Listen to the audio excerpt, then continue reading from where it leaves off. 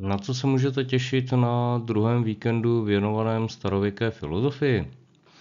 Na začátku druhého víkendu si zopakujeme obsah předchozího víkendu pro osvěžení. Projdeme si rovnováhu Jinu a Yangu,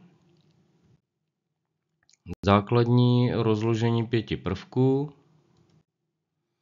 zopakujeme si základní pohyb teorie 5 prvků, zopakujeme si základní vyjádření kmenu a větví, podíváme se na vzájemné vztahy mezi větvemi, osvěžíme si 5 pilířů a celé si to shrneme, aby jsme měli jasno, o čem je řeč. Následně můžeme pokračovat a podívat se na jednotlivé typy vztahů mezi pilíři, na vzájemné projevy mezi dvěma lidmi, dále vzájemné projevy a kombinace mezi dvěma pilíři.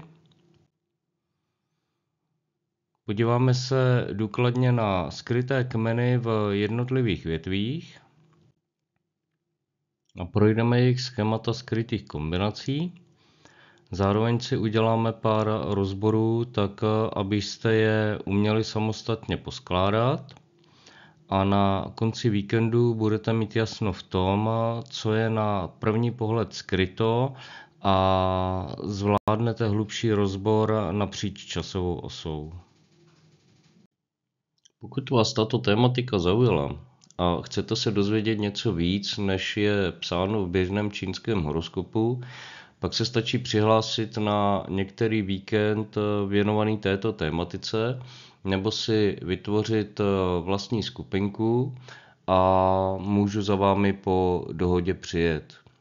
Každopádně více informací se dozvíte na stránkách Harmonie Bazy a nebo na Facebooku.